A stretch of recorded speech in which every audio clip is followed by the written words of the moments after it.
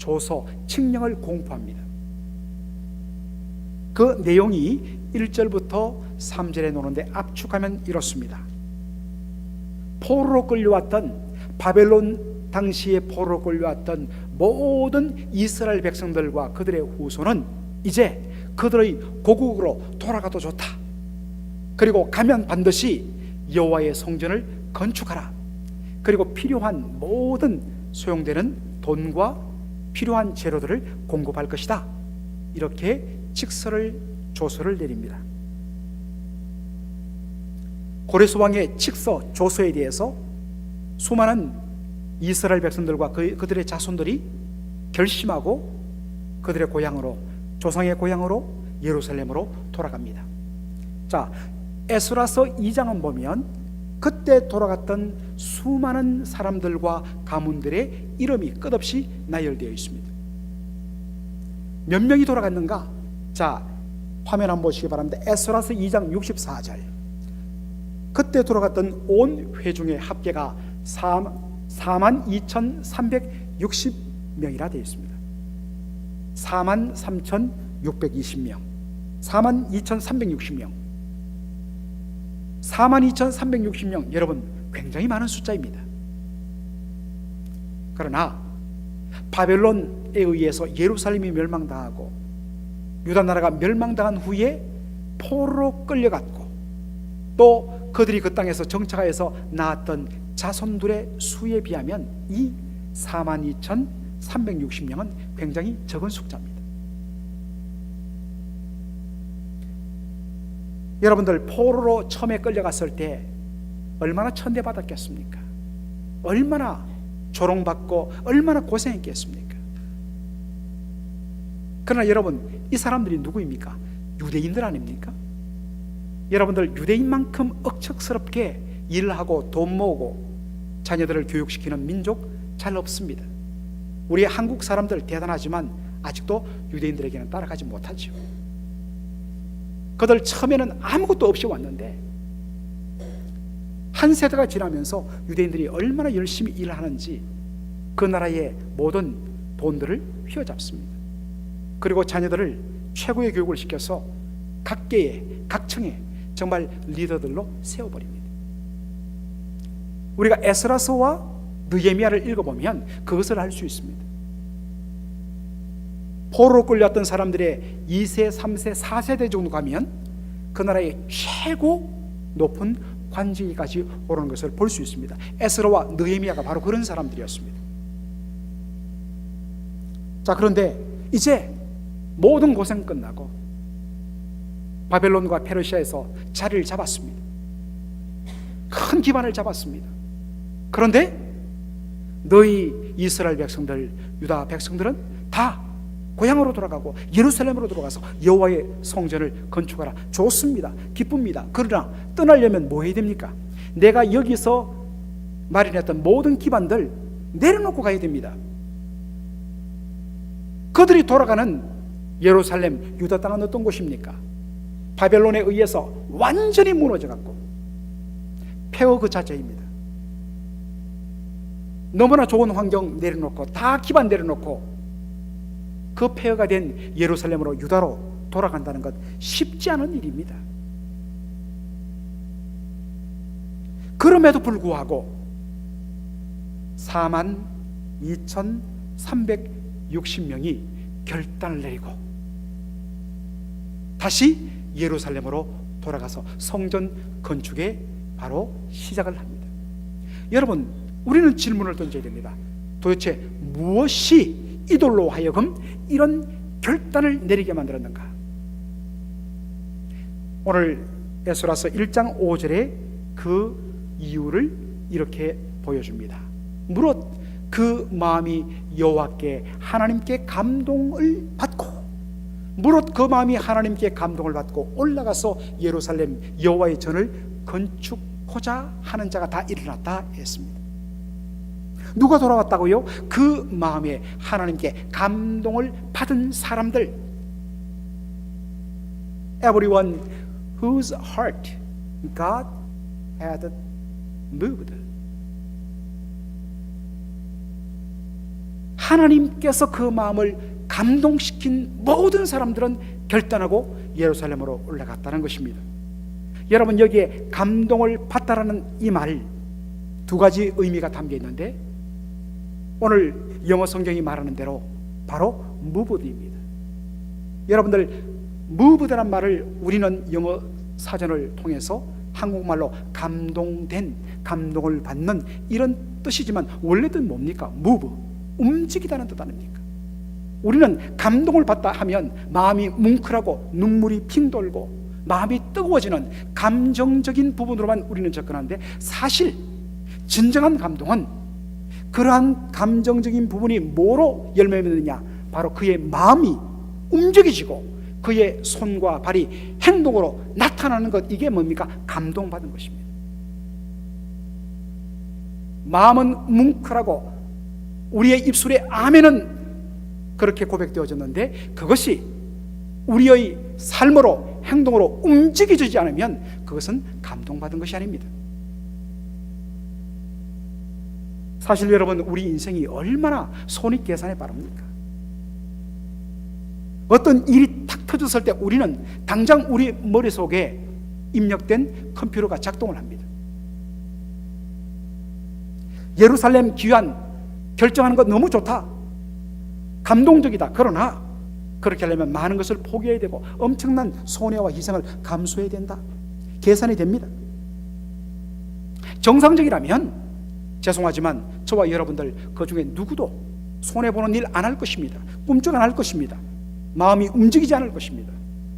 그런데도 뻔히 손해보는 것을 알면서 결정하는 근본 이유는 뭡니까? 하나님에 의해서 그의 마음이 움직여졌기 때문입니다. 그러면 하는 것입니다. 이게 감동받는 것입니다. 하나님의 감동 없으면 우리가 제대로 섬기지 못합니다.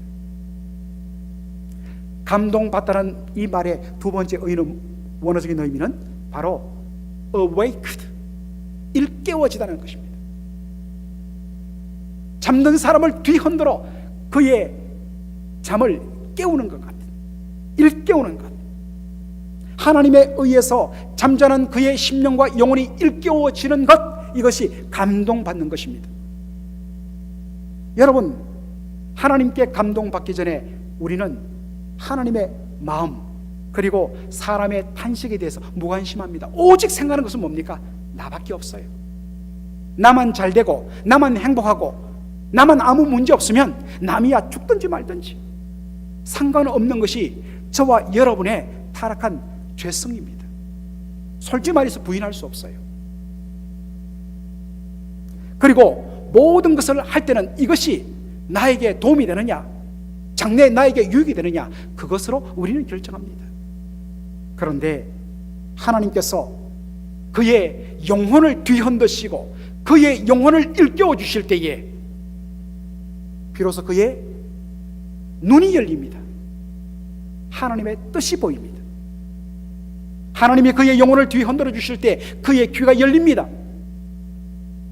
비로소 옆에 흐느끼는 사람의 통곡이 들리고 아파서 탄식하는 그들의 탄식과 신음이 내 귀에 들려오게 되는 것입니다. 하나님 말씀하십니다. 도라, 열라, 옥합을 깨뜨리라. 그 순간에 우리는 나의 모든 손익계산을 뛰어넘어서 섬길 수 있고 헌신할 수 있는 것입니다. 그럴 때 비로소 하나님의 뜻을 위하여 헌신할 수 있고 다른 사람들을 위하여 제대로 섬길 수 있는 것입니다. 바로 그때에 억지로 하는 것이 아니라 자원하는 심령이 될 수 있고 우리의 마음에 기쁨과 감사함이 넘치고 그렇게 웃으며 즐거워하며 섬길 수 있는 것입니다. 만일 이러한 하나님의 감동하심이, 하나님의 우리의 영혼을 일깨우시며 하나님께서 우리의 마음을 움직여 주시는 그러한 감동이 없이 한다면 사실 엄밀한 의미에서 우리의 헌신도 결단도 불가능합니다. 움직이지 않습니다. 그리고 만일 한다 할지라도 그것은 마지못해 하는 것이지요. 하나님의 감동 없이 하면 그 초점이 누구에게 맞추십니까? 하나님 그리고 나의 섬김을 통하여 기쁨을 누린 다른 사람들의 유익이 아닌 오직 나의 행복과 나의 어떤 면에서는 유익에 초점을 맞추게 됩니다. 그리고 조금만 어려워지고 조금만 손해가 되면 금방 불평과 원망과 불만을 터뜨리는 것, 이것이 뭡니까? 감동받지 않고 했다는 증거입니다. 하나님께 감동받아서 하면 그 안에 기쁨이 있어요. 하나님의 감동 없는 섬김은 마치 기름칠을 하지 않았고 나중에 기계가 돌아갈 때마다 소리를 아주 시끄러운 소음을 일으키는 기계와 같습니다. 기름칠을 해야 합니다. 성령의 기름 부음을 받아야 되고 하나님께서 부어주시는 감동하심을 덧입을 때에는 또다시 그 마음속에 기쁨과 행복과 자원하는 심령으로 손해가 될지라도 남들이 알아주지 않을지라도 기쁨으로 섬길 수 있는 것입니다. 여러분 입술에 여러분 어떠한 반응이 나온지를 한번 스스로 점검해 보십시오. 그것이 지금 내가 하나님의 성령의 감동함을 받는 열매인지 아닌지를 여러분 스스로 체크하실 수 있습니다.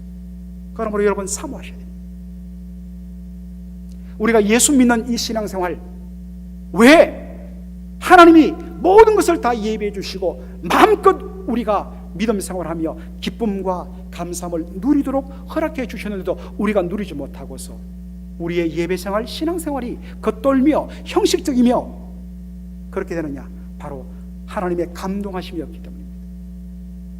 그러므로 여러분, 우리의 신앙생활이나 우리의 모든 섬김에 있어서 무엇보다 우리가 먼저 엎드려 구할 것은 무엇입니까? 주여, 오늘 예배 드리기 전에, 주여, 오늘 제가 이 일을 섬기기 전에 제 심령 속에 저의 영혼이 감동되게 하여 주옵소서. 그거 기도하셔야 됩니다. 여러분, 하나님께서 내 마음을 감동시켜 주지 않으시면 우리는 그런 은혜를 누리지 못해요. 반드시 사모하셔야 돼요. 꼭 여러분 그렇게 하시기 바랍니다. 그렇게 하나님의 은혜로 감동되고 충만해질 때 우리의 예배가 달라집니다. 우리의 섬김이 달라집니다.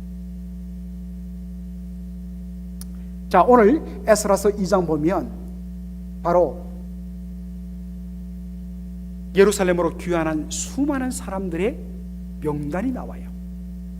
그래서 가문 중심으로 어느 가문에 몇 명, 어느 집안에 몇 명, 이런 식으로 쭉 70절까지 나옵니다. 여러분들 에스라서 2장 끝까지 다 읽어본 분 계세요? 아마 계실 거예요. 그러나 그 속에 무슨 내용 들었는지 이름이 거의 기억 안 날 겁니다. 왜요? 읽다 보면 뭐 발음도 잘 안 되지요. 너무 낯선 이름들이 계속 반복되지요. 몇 명 왔다, 몇 명 왔다, 몇 명 왔다.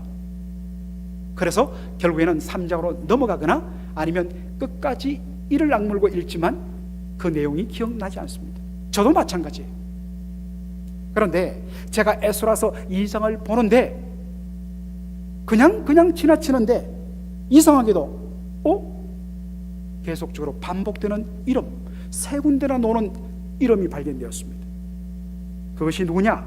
바로 너디님 사람들입니다. 너디님 사람들. 자, 여러분 성경 한번 보시기 바랍니다. 43절 보니까 너디님 사람들, 58절에 보니까 모든 너디님 사람들과, 그리고 70절에 보니까 이에 제상들과 레위 사람들과 백성 몇과 노래하는 자들과 문지기들과 너디님 사람들이 그 본성들에 거하고. 아니 도대체 너디님 사람들이 누구길래 이렇게 돌아온 귀한 자들의 명단을 기록하는데 3번씩이나 반복하느냐? 굉장히 중요한 일을 하는 사람들일 것이다. 굉장히 귀한 가문의 사람들일 것이다. 우리는 생각하기 쉽습니다. 그런데 여러분들, 이 너디님 사람들이라는 이 표현을 그때마다 영어 성경을 보면 어떻게 되어 있습니까? 화면 한번 보여주십시오. Temple servant. 뭡니까? 템플이라는 것은 성전을 말하고 servant이라는 것은 종, 모섬을 가리키죠. Temple servant, 너디님 사람은 어떤 사람들이냐? 성전에서 물 깃고 나무 패고 불 떼고 그 다음에 재치우는 허드렛 일 하는 성전의 종들이에요. 성전의 모성들이에요. 아니 도대체 이 사람들이 누구길래 이 사람들의 이름을 3번씩이나 이렇게 언급하는가? 여기에 우리가 초점을 맞춰야 됩니다. 많은 학자들에 의하면 이 너디님 사람들 템플 서번트의 기원을 여호수아 9장에 둡니다. 여호수아 6장부터 8장 보면 여호수아의 인도받은 이스라엘 백성들이 요단강을 건너서 첫 번째 철옹성 같은 어떤 성이지요? 여리고성을 그대로 무너뜨려 버립니다. 하나님의 은혜로. 그 다음에 바로 옆에 있는 아이성을 또 무너뜨려 버립니다. 가나안 족속에게는 그들의 상징과 같은 이 두 성이 여지없이 이스라엘 백성들에 의해서 무너진 것을 보면서 그들의 마음에 큰 충격이 일어나고 대부분의 가나안 족속들은 우리 똘똘 뭉쳐서 이스라엘 백성들을 막아야 된다 하는 마음으로 흘렀습니다. 그런데 단 하나, 기브온 사람들만큼은 마음을 달리했습니다. 우리가 이대로 있다가는 죽겠다 싶어서 그들이 변장합니다. 마치 한 달 이상 거리에 떨어져 살던 이방 나라 사람처럼 변장을 하고 옷이 다 떨어진 옷을 입고 다 떨어진 샌들을 신고 그리고 곰팡이가 시퍼렇게 핀 빵덩어리를 들고 그리고 완전히 바짝 말라버린 가죽 물병을 들고 터벅터벅 걸어와서 이야기합니다. 우리는 한 달 떨어진 곳에서 온 사람들인데 이것 보십시오. 이것이 증거입니다. 당신들과 화친하기를 원합니다. 우리를 절대로 죽이지 말아달라고 약조해 주십시오. 그래서 그것을 덥석 믿어버렸습니다. 하나님께 구하지 아니하고 물어보지 아니하고 그래 살려주겠다 여호와의 이름으로 맹세합니다. 그런데 이게 웬일입니까? 며칠 지나서 정탐하러 갔다가 아니 바로 거기서 이 기브온 사람들을 만나요. 바로 가나안 족속이에요. 가나안 족속들은 다 진멸을 해야 되는데 그들은 가나안 기브온 사람들만큼은 살려줍니다. 왜요? 여호와의 이름으로 맹세했기 때문입니다. 대신에 이 기브온 사람들을 어떻게 하느냐? 자, 여호수아 9장 23절을 보겠습니다. 너희가 영영이 종이 되어서 다 내 하나님의 집을 위하여 나무 패며 물 깃는 자가 되리라. 너희들 살려주겠다. 그러나 너희 기브온 사람들은 이제 뭘 해야 되느냐? 하나님의 성전에서 나무 패고 물 깃는 그러한 일을 하는 템플 서번트가 되어야 된다. 여러분, 이 너디님이란 말은 바로 그랜트입니다. 선물 주었다는 뜻입니다. 레위 지파 사람들에게 종으로 선물을 주었다는 것입니다. 그러나 이 너디님 사람, 이 기브온 사람들은 그들의 목숨이 죽지 않고 살아난 것과 더군다나 자신들은 원래 하나님과 거리가 멀던 사람들인데 여호와의 전에서 주를 섬긴다는 그 기쁨 때문에 그들은 기꺼이 성전에서 물 깃고 나무 패는 일을 기쁨으로 감당했습니다. 자, 그런데 나라가 망하고 모든 사람들, 거의 모든 사람들이 다 포로로 끌려갔습니다. 그 중에 너디님 사람들도 포함되었습니다. 그들도 열심히 일해서 기반을 잡았습니다. 자식들 공부 잘 시켰습니다. 그런데 주전 538년에 고레스 왕이 칙령을 내렸을 때 그들의 마음에 거룩한 부담이 일어났습니다. 왜 그렇습니까? 다시 돌아간다면 그들은 어디로 돌아가야 됩니까? 성전으로 돌아가야 되고 성전에서 템플 서번트로서 거기에서 나무 패고 물 깃고 군불 떼고 죄를 치우는 허드렛 일 하는 모섬으로 돌아가야 됩니다. 그럼에도 불구하고 그들이 돌아간 이유는 뭡니까? 그들이 받은 사명 때문입니다. 남들 보기에는 성전에서 물 깃고 나무 패는 허드렛 일 하는 모섬 종밖에는 보이지 않을 것입니다. 그러나 바로 우리의 이 섬김을 통해서 성전이 돌아가고 그리고 하나님을 섬길 수 있다면 그것이 너무 귀하다는 것입니다.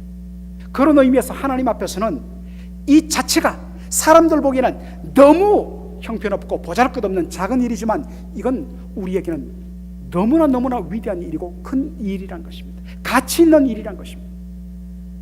그래서 그들은 잡았던 기반 다 내려놓고 다시 그들 조상들의 직무를 따라 템플 서번처로 섬기기 위해서 성전으로 돌아간 것입니다.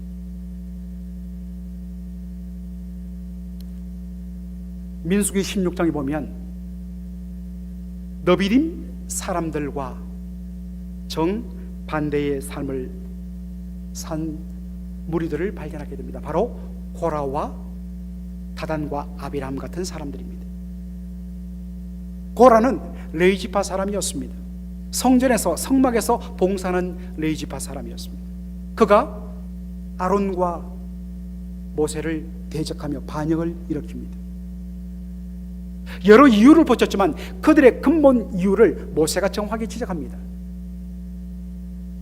민수기 16장 우리 9절 한번 보겠습니다. 10절 한번 보겠습니다.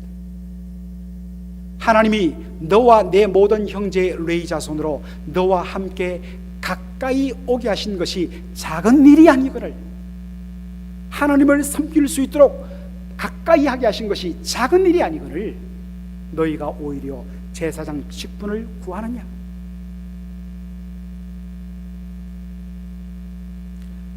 성막에서 봉사하면서 어느 순간에 고라의 마음속에 원망과 불평이 일어났습니다. 제사장은 거룩한 옷을 입고 성전에서 늘 예배를 집전하고 제물을 하나님 앞에 바치는 일을 합니다.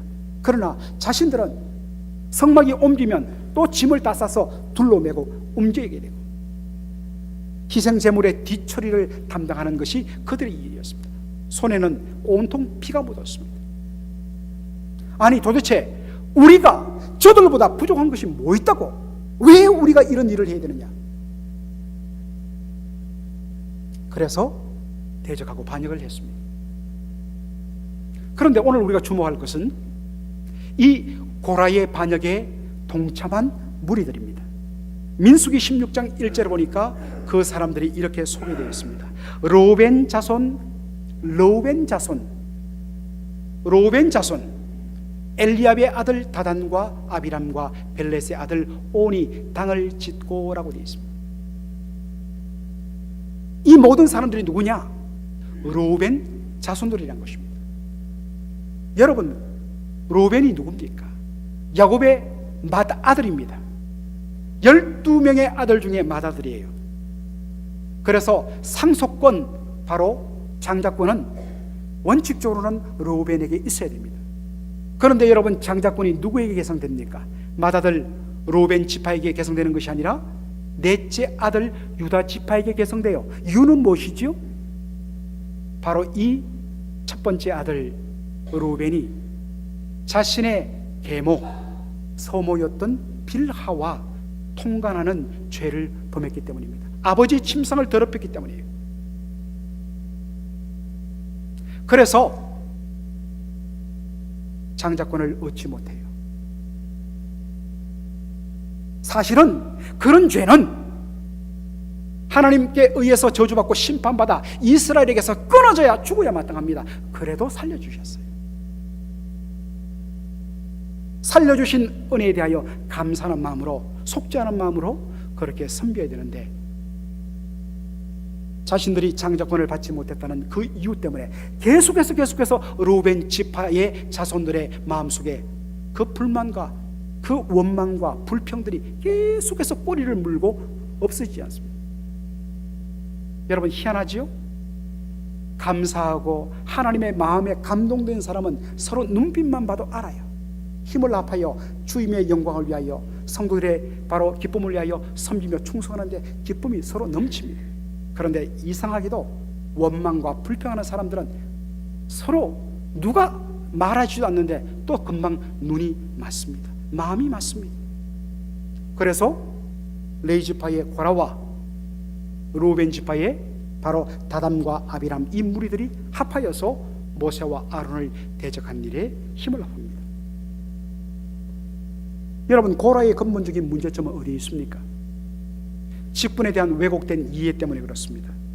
직분은 자신의 존재를 확인하는 계급이 아닌 섬김의 수단이에요. 모든 직분은 다 바로 주의 백성들을 섬기는 종로로 타는 것입니다. 하나님을 섬기고 형제 자매들을 섬기도록 하는 것입니다. 그런데 우리 한국의 왜곡된 유교 문화, 계급 문화가 교회에 들어오면서 어느 순간에 서리 집사는 제일 밑바닥이요. 거기서 열심히 하면 그 다음에 안수 집사 되는 것이고 그 다음에 더 올라가는 것이 장로라는 이 잘못된 계급 문화가 교회 안에 들어오면서 어느 순간에 섬김의 자리가 바로 자기를 드러내는 자리로 변질되고 말았습니다.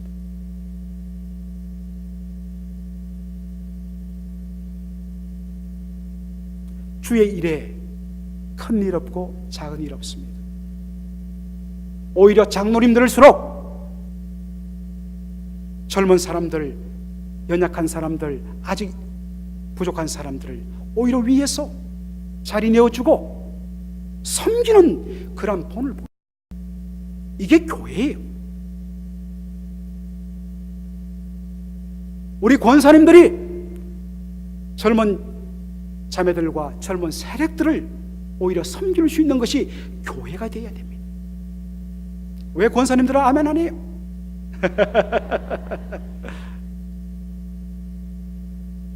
주님의 일에 큰 일 없고 작은 일 없습니다. 높은 직분, 낮은 직분 없습니다. 그런데 그것을 자신의 존재를 확인하는 수단으로 바꾸는 순간 바로 작은 일과 큰 일에 대하여 구분하는 잘못에 빠지게 되는 것입니다. 사랑하는 성도 여러분, 하나님을 섬기는 일에 있어서 최고의 축복은 무엇입니까? 하나님을 잘 섬겼더니 우리 기업이 이렇게 놀랍게 몇 갑절이나 커지는 큰 물질적 축복을 받았습니다. 하나님을 잘 섬기며 헌금하며 봉사했더니 우리 자손들이, 우리 자녀들이 이렇게 좋은 대학 나오고 좋은 직장과 좋은 그러한 결혼을 하게 되었습니다. 물론 귀한 간정이지요. 그러나 여러분, 제가 여러 번 이야기했지만 하나님께서 주시는 축복을 외적으로 눈에 드러나는 것으로 신약시대는 하나님께서 확인하지 않습니다. 하나님을 섬기며 성도를 섬기는 최고의 복은 뭐냐? 하나님을 가까이 하는 복입니다. 바하나님을 가까이 하는 이것이 가장 큰 일이요 가장 큰 축복임을 알지 못했기 때문에 고란과 바로 아비람의 무리가 반역을 일으키게 되었다는 것입니다. 사랑하는 성도 여러분, 하나님을 가까이 하면서 하나님과의 깊은 영적인 교제에 들어가면서 주시는 그 신령한 복을 여러분 얼마나 누리고 있습니까? 그런 의미에서 소위 말하는 중직을 받은 분들은 하나님을 가까이 하는 그 놀라운 신령한 은혜의 열매들을 드러내 보여주셔야 됩니다. 사랑하는 성도 여러분, 어떤 자리, 어떤 타이틀이 중요한 것이 아니라 얼마나 내가 기쁨으로 섬기고 있는가가 중요한 것입니다. 어떻게 이것이 가능하느냐? 하나님께 감동받아야 됩니다. 하나님께 감동받지 아니하면, 하나님이 그 마음을 움직여주지 아니하시면, 하나님이 그 영혼을 은혜 가운데 일깨워주지 아니하시면 우리는 하나님을 가까이 하는 놀라운 복을 맛볼 수가 없습니다. 사랑하는 성도 여러분, 오늘 우리가 말씀을 통하여 템플 서번트, 너비딤 사람들의 심령을 우리가 회복하십시다. 너디님 사람들의 심령을 회복하십시다. 주 예전에서 허다른 일을 하지만 이것이 얼마나 귀한 일인지, 그래서 남의 다른 사람들의 잣대가 아닌 하나님의 잣대 속에서 기쁨으로 섬기는, 그리고 하나님께 감동받아서 그 하나님의 감동 주심이 너무나 커서 기쁨으로 섬기지 않고는 감당할 수 없는 그런 은혜가 충만하도록 우리 사랑하는 맥클린 한인 장로교회에 그와 같은 은혜가 충만하기를 주의 이름으로 축원합니다. 아멘. 기도하겠습니다.